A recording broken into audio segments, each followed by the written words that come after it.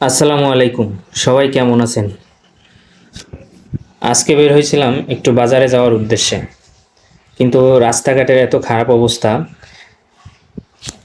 অনেকক্ষণ অপেক্ষা করার পরে গাড়ি পেলাম।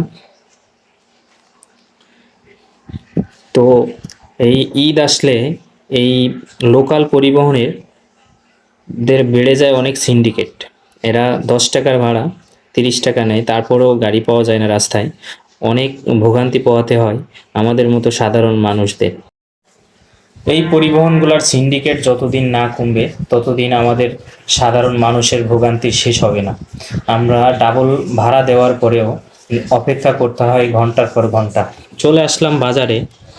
তো বাজারে কাজ শেষ করে যখন আসতেছিলাম, তখন দেখলাম রাস্তার মধ্যে একজন চোর, সে মোবাইল চুরি করে নিয়ে পালাচ্ছিল। তো সাধারণ পাবলিক ধরে তাকে গণপিটুনি দিচ্ছে। তো আপনারা যারা বাজারে যান বা ঈদ যাত্রায় বাড়ি থেকে আসতেছেন, সবার উদ্দেশ্যে বলবো, আপনারা রাস্তাঘাটে সবাই সাবধান সতর্কতা অবলম্বন করে চলবেন। না হলে ঘটতে পারে আপনার সাথেও এই ধরনের অপ্রীতিকর ঘটনা, এবং এই চোর ছিনতাইকারীদের কবলে আপনিও পড়তে পারেন।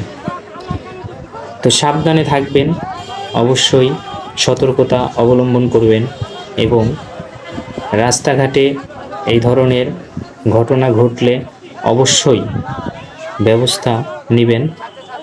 নিজে সতর্ক থাকবেন, অন্যকে সতর্ক রাখবেন। ধন্যবাদ।